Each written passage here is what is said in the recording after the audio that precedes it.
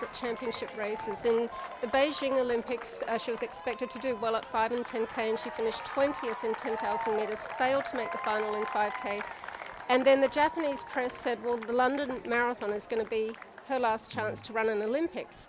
She ended up being the substitute for the Japanese team for London 2012. So some of the Japanese press have already kind of written her off due to age. But I think that they tend to be a little more harsh, perhaps, than some of us. But yeah, she's certainly in the twilight of her career, and whether or not she'll make another Olympics is a question. Well, to win the Gold Coast Airport Marathon, Yukiko Akaba at the age of 33 is a fantastic achievement. And we are looking at the bronze medalist coming into the finishing chute, Alevtina Ivanova from Russia. We don't see too many Europeans either running or even medaling here at Gold Coast, Lisa, so that's a welcome change as well. Well, to have Japan, Kenya and Russia represented in the top three, they're all very powerful nations for marathon running. And of course in the men's we had Eritrea, the third place getter from Eritrea, Tewelde Hidru, finishing on the podium. So I guess quite a bit of extra diversity in the podium finishes here at Gold Coast this year. Yeah, there is, and hopefully soon we'll see some Australians represented in the top 5. Or that's the frustration, isn't it? Yes. Now looking at the Oceania male medalists, Rowan Walker, another fantastic run. He is Mr. Consistency, 2 hours 23.50, clear winner, 3.5 minutes ahead of Tony Payne of New Zealand. Aaron Pulford of New Zealand was leading early on the Oceania title, but he's finished outside the top 3. I'm not sure of Aaron's finishing time. We'll try and get that. But Rowan Walker from ACT, very consistent, long-time runner in Australia, isn't he? Yeah. Tony Payne, New Zealand second. John Dutton from Victoria third. So that's a terrific effort by those 3 guys. Lisa, we hope you're going to be a regular feature of Gold Coast now. This is only the second year we've had you, but I was saying to Steve and Lee and Deke before, it seems like you guys get energised, the retired marathon runners, to come back and immerse yourself in events like this. Is it like that for you? Well, it is exciting. I was walking to the start this morning, almost wishing I was running instead of doing commentary. It was just so fresh, the weather was so perfect, and this is such a fantastic course. So I'm just looking at Rowan's time up there. The 2:23.50 is exactly 1 second faster than the fastest I ever ran a marathon. So in my heydays, I could have run with him today. And I guess that old yearning to run competitively, even though the body might not be willing, the mind and the emotions are. But you still run. Running is still part of your life. And you ran yesterday with your daughter, which was lovely. I did. The body is definitely not in shape for a marathon. And sometimes the mind is not either. But I jogged the 5.7K with my daughter. She enjoyed it. We had a wonderful time. So you ran the 5.7K. Any chance there's going to be another marathoner in the family? She's getting a bit keen. Earlier this year she hiked the Grand Canyon to the bottom and out in a day, which is something you're not supposed to be able to do. So there's some endurance and some good genes there. Fantastic. We're now going to cross down to the finish line where Jessica Mears is with the women's winner, Yukiko Akaba. I've got the winner of the female marathon here, Yukiko Akaba. Now, she's smashed the record. We haven't got the official time yet, but Yukiko, congratulations. That is an amazing performance. Did you expect to win today? 本日ですね、絶対優勝できるぞっていう気持ちを持って走られましたか？そうですね、優勝というよりも本当にコースレコードを目標にしていたので、それが達成できてとても嬉しいです。Thank you. Well, instead of just thinking about the winning, I was more concentrating on to beat the course record. So I achieved that. I'm quite happy about that. Now, your countrymen have had an amazing performance already. In the men's marathon, they've taken out first and second place. Why is it that Japan produces these amazing marathon runners? 日本勢ですね、男子も1位、2位と日本の方が入られ、そして赤羽さんが1位女子に入られたわけなんですけれども、この日本、強い日本というのはどこから生まれてくるんでしょうか？どこからですかね？いや、みんな走るのが好きなんだと思います。はい。Loves running. And how did you find the course out there today? 本日走られたコースの感想はいかがなもんでした？はい、本当にすごくいい景色で本当楽しめました。ただ最後の折り返しをしてからがすごく向かい風だったので苦しかったです。Yeah, I love the scenery of it, and I really enjoy that. However, that when I passed the turning point, the wind was actually facing towards me, so that I had to fight that. And what about the field out there? Was there some really tough competition for you today? 今日走られた中でですね、接戦があったんでしょうか。そうですね、私はマイペースでいたので、もう最後に先頭の選手を抜かすときは一気に抜こうと思って、そこは、はい、頑張りました。I ran on my own pace. I wasn't really sort of competing or anything. I just ran however I like to do. And the last spurt with the passing by the first runner, that was the little bit of a warmth. However, that I ran as how I wanted to run. So I'm quite happy about that. Well, congratulations on a fantastic run, and your name will be in the record books. Can we expect to see you back at the Gold Coast again? 今回ですね、大会記録を塗り替えられたので、大会記録の、記録にですね、お名前が残されることになるんですけれども、また、それを更新すべくゴールドコーストエアポートマラソンに戻っていらっしゃいますでしょうか。はい、ぜひよろしくお願いします。Please, I'll be back. And we've also got the second place getter here, Alevtina Ivanova. No, what place? Second place was Alice Garici actually came second, and Alevtina came third today. We can have you all in here today. Alice, congratulations on your second place today. How did you find the run out there? Thank you very much. The course was not very bad.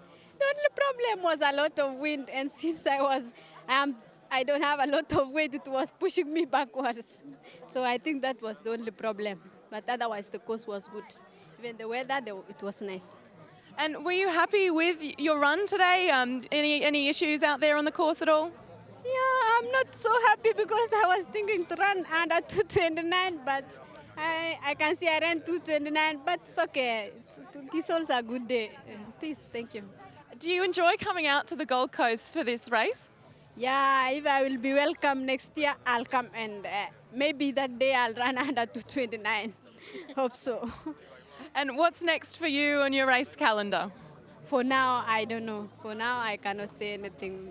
I go and rest, and then I see the next race I'll run. Well, you deserve a well-earned rest, I think, and well done today. Congratulations. Thank you. Thank you very much. Thank you.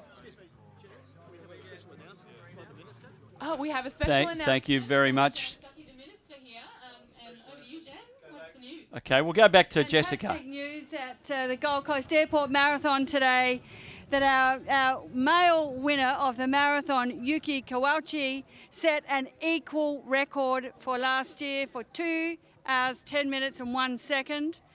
And Yukiko Akaba, the first female marathon runner, has set a brand new record of 2 hours, 27 minutes and 17 seconds, and that is 2 minutes better than the former record. So it has been a perfect conditions here for another fantastic marathon, and may we congratulate everyone, but particular our winners. Fantastic news. Yeah, that's wonderful news to hear. It has indeed been a really excellent race today and some amazing performances as we've seen, and as Jan has just announced, couldn't have asked for more. Very much, Jessica and Jan Stuckey. Well, as Mona and Lee Troop were predicting earlier, Lisa, Kawauchi's winning time has been bumped up, so we have an equal race record in the men. Quite extraordinary. Well, extraordinary. And if I'm him, I'm wanting to know, do I get the bonus? Exactly.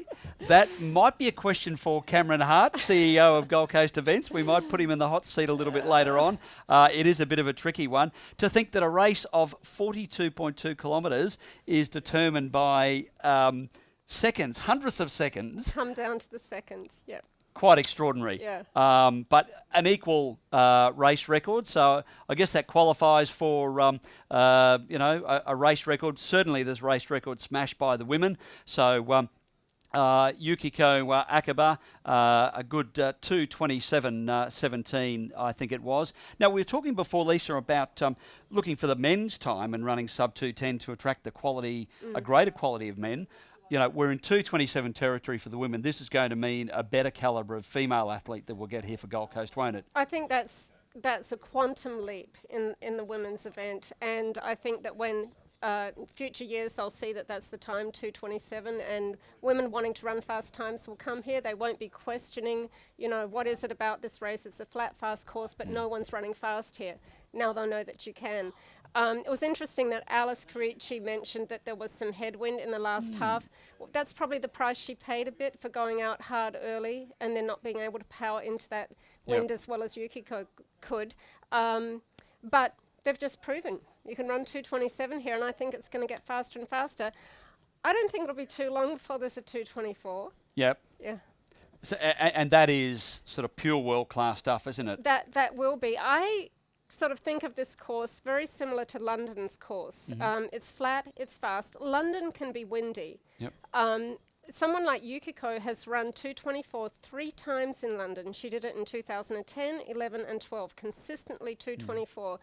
I think if she had someone running with her the whole way, we saw her alone at the end a bit, I think she could run a 2:24, 2:25 here because the course is fast. The fact she was talking about the wind at the end, nobody else mentioned that. I wondered if, Garici was talking about that. Yeah. Is that just a bit of a subjective thing, the fact she was struggling? She might have felt it more than the others? That was the first thing I thought. She went out hard early, set the pace, did the work. Maybe she felt the wind and the others didn't perceive it that way. But I mean, how many marathons do you run where you get a dead still day? It's not blowing a gale out there. I have run marathons where it has been blowing a gale and we've still run, 2:26, 2:27, 2:28. So if you're calling this a bit of a wind in the last half, you're really nitpicking because it's pretty close to perfect. If you've led the race and you've struggled, you've been overtaken, those little things. Yeah, you're going to feel it. Yeah, because you're going to be having a lonely old time there in the last half when, at halfway looked like you could win and now you're not going to and you're just trying to hang on to second. So that's a lonely place to be, and you are going to notice things like that tiny little breeze. I think today is quite extraordinary because the women have really shone. I mean, 2 women under 2:30. We've smashed the women's course record here today. I think they can say they've stolen the show today. I think the women have, and often that's the way. Going into this race, everyone did say it was the women's field that was so deep. There were 8 women who had run under 2:30. A lot of them had done it recently and a lot of them had done it consistently. So I would have been extremely disappointed if there had not been a course record in the women's today. And of course, equal prize money for the women and the men. That's we have that parity these days in major international races. So $15,000 for Yukiko Akaba for winning the race, and I think the $20,000 bonus for breaking the course record. Now, she didn't break the all-comers record. She broke the course record. The all-comers record, because of the Sydney Olympics, has made that really, really tough, because is that 2:23 something, or yes, right around the 2:24? Yes. Now, that one's going to be a hard one because of the Sydney Olympics. That's become sort of the next step out there. But in terms of equality, I was reading with Yukiko, and I was surprised by this. When she married in 2005, her husband took her last name. And then he Excellent started coaching her, and some of the Japanese press do say that it was the marriage to him that saved her running career, that kind of rejuvenated it. So, yeah. Look, I've heard a lot about those stories of, redemption and marathon being a saviour for a lot of people, whether it's average runners out there who've overcome health issues in that regard. But certainly for Yukiko Akaba, wonderful redemption. And Kawauchi, I guess redemption for him as well, finishing 4th here last year, coming back to be the winner for the 2013 Gold Coast Airport Marathon. And as we're watching runners from we're ticking over to 2 hours 40 by now. This is still fantastic achievement by anyone coming in under 3 hours. We're joined in the studio by Cameron Hart, who will be a mixture of emotions, I'm guessing, Cam. Great to equal the men's record, smash the women's record, but what are you thinking? 2:10 even. Torment, actually. The official announces to 2:10.01. So it is an equal to last record. Year's, the course record, which was just, that 1 second off that tantalising sub 2:10 time. We thought we might go under sub 2:10, but we've equalled it again. We want to go sub 2:10, so 1 second in it for 2 years consecutive and trying to break it. It's uncanny. But great news on the ladies, and we always said, and Lisa, good to see you this morning. It's been a busy morning. Good to see you. We said the other day that we think the women's record will go this year, and it certainly has by nearly 2 minutes, which is fantastic.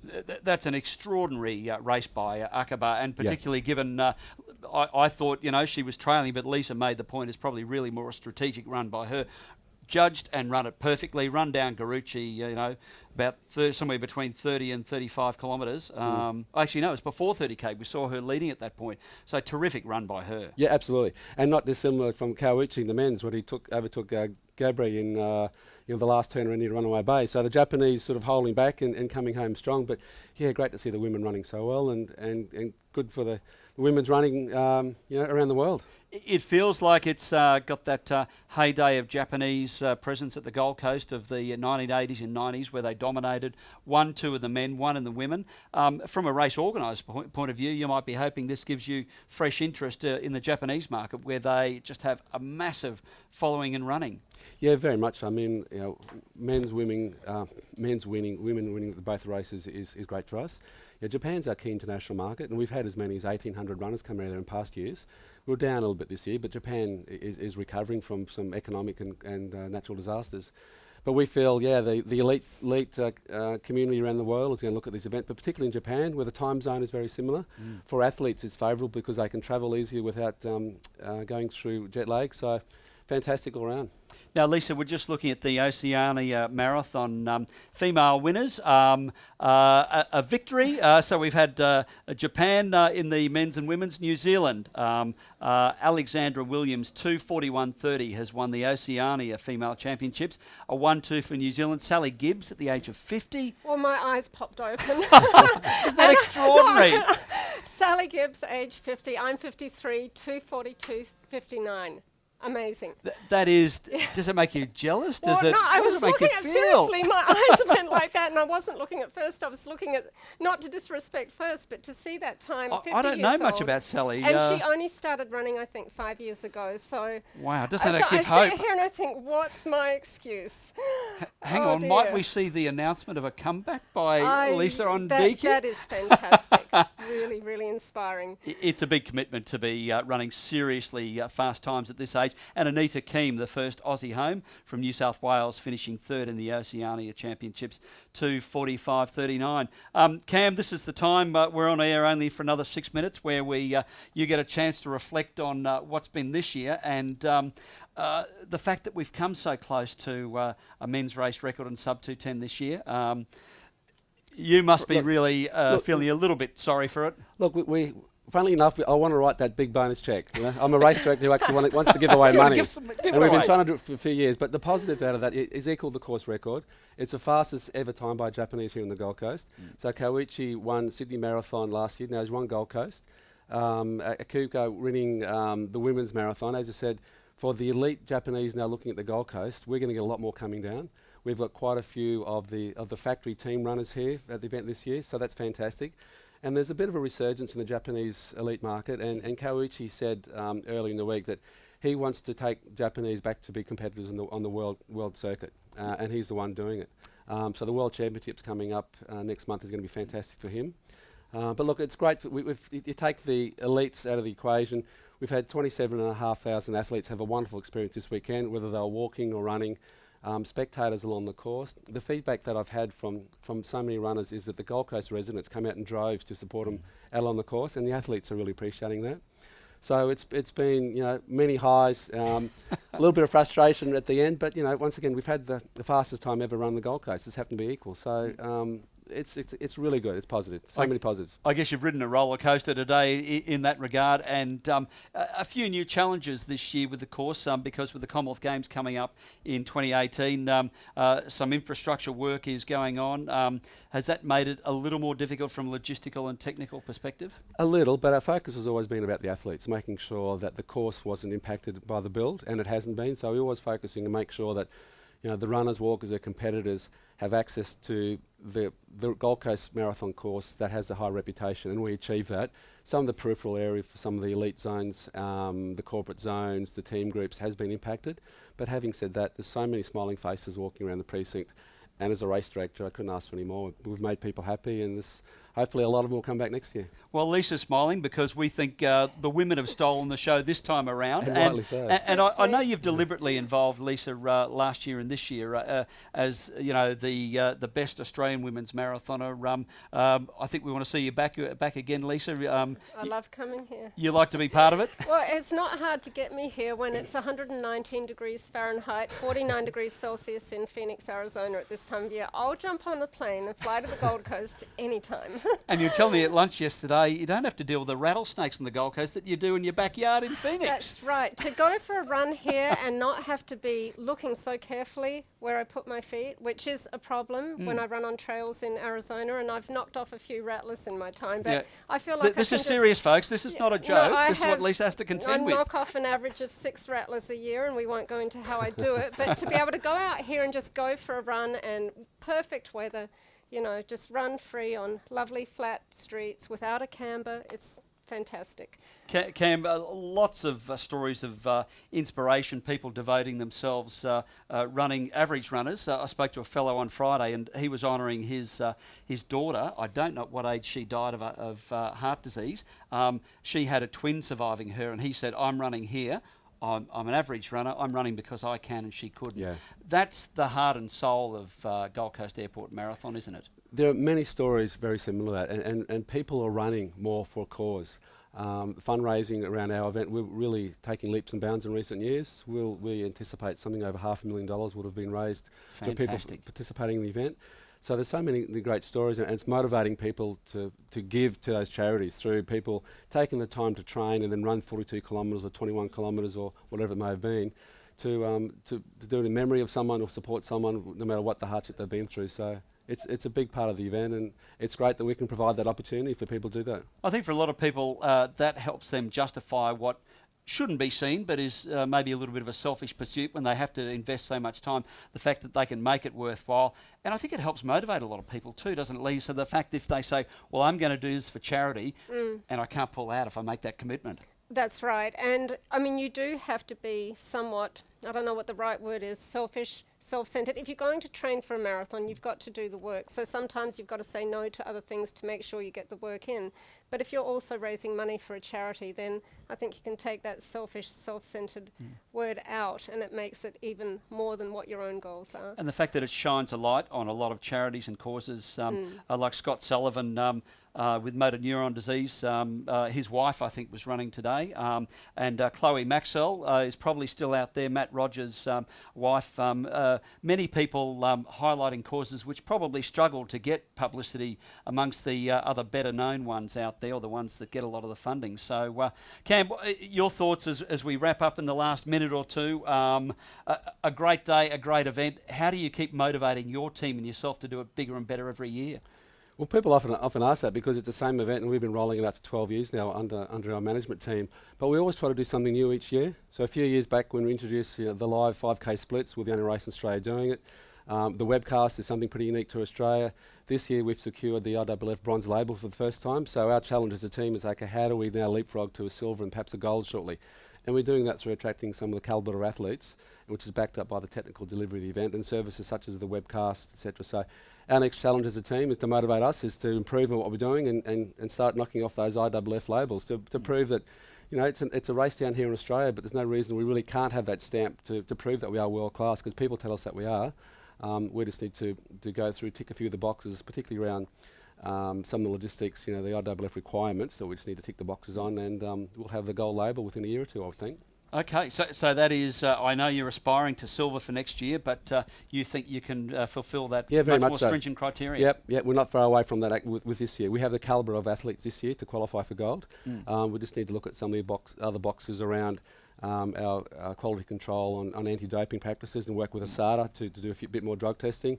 And there's some other things around the broadcast, etc., which we're already doing well. So we're not far off it. It's just investing a little more money in the elite side of things, which is where we need the balance, because 5% of our field are what we class as elite, and the rest everyday runners. We don't want to be seen as spending too much money on the elites and ignoring the bread and butter runners and those people are running for charities and everything else. So we have to find that balance, and I think we're pretty close, and that's what we're going to work towards. Well, I'm pleased our webcast can help contribute to It promoting does. the grading of the Gold Coast Airport Marathon. We'll be wrapping up very shortly, but it is fantastic to see that gold label. So people are clear, that's the world majors. That's the Absolutely. Berlins, the New York, the Chicagos. You're in that same company. Yeah. That's extraordinary for the Gold Coast, particularly with the Commonwealth Games coming up. It is, and it's a great boon for the city to have an event working to that level. And and speak with the likes of Lisa and Rob and Steve Monaghetti saying this is a world-class event.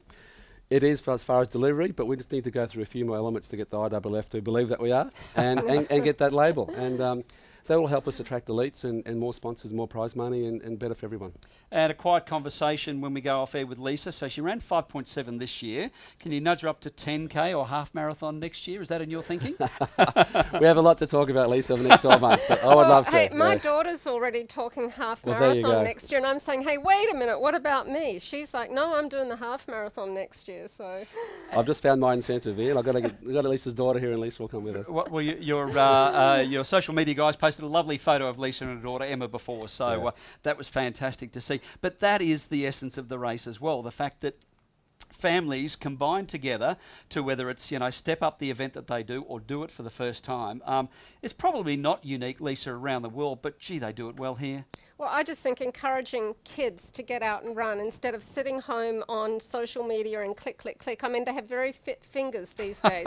Doesn't get you in a marathon. But to see the junior dash, the 2 and the 4K, thousands of kids out running, and in the 5.7, and so much family involvement is just terrific, because if we don't encourage kids to get out, it is easy to sit home and just be clicking away. Yep. The interviews that we had earlier, Cameron, when I spoke to people around the expo, the number of mums and dads who said, I'm doing this to be a good role model for my child. And I don't know how widespread that is, but just to hear that a few times in a sample of a dozen people, that's so heartening. It is, and it's growing. That comment is growing. So it's becoming more infused. I think as a society, we're starting to realise we have got a bit lazy in what we do. And when you have parents now taking the lead, because kids look up and need those role models, when you have parents stepping up and saying, I need to be a good role model for my children, and the kids are seeing them run, it's good, and we can contribute to that, is even better. I've got a couple of kids who run.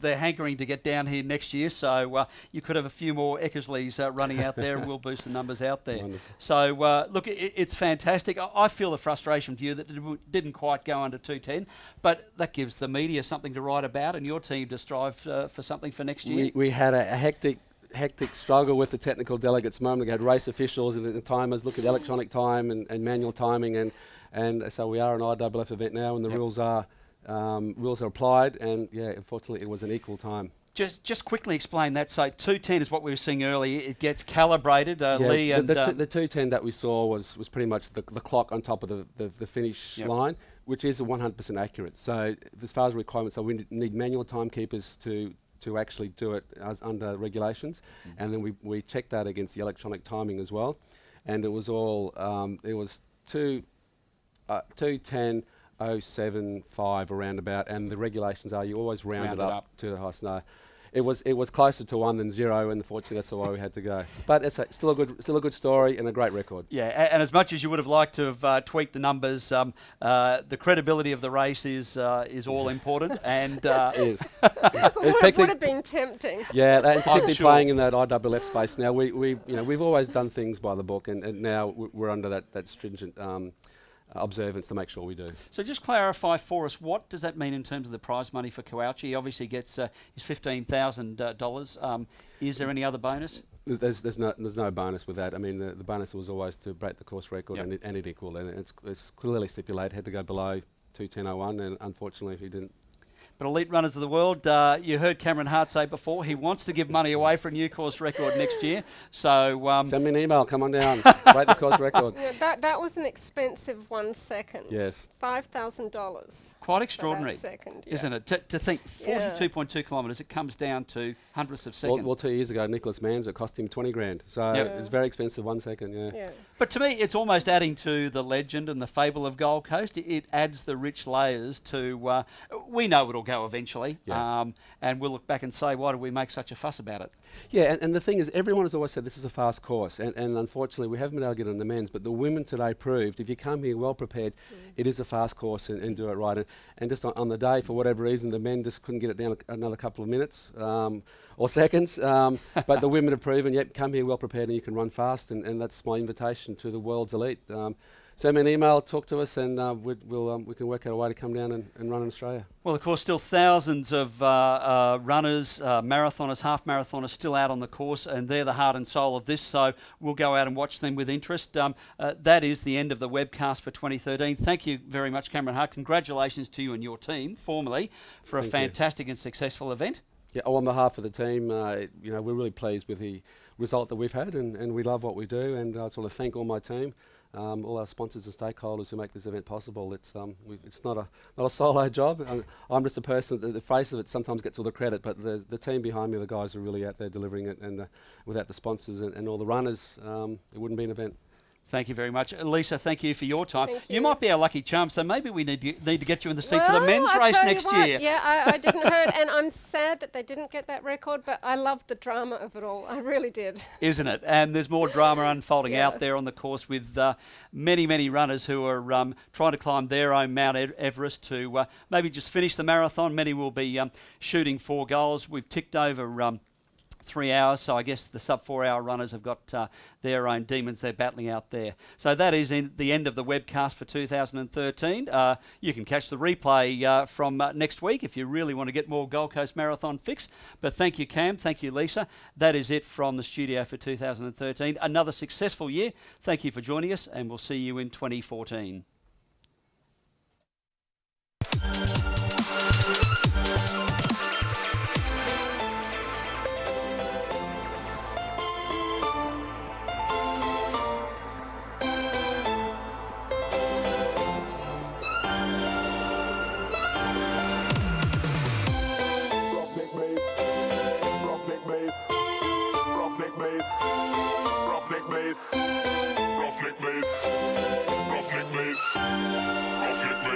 Them sounds of the rude boy thing.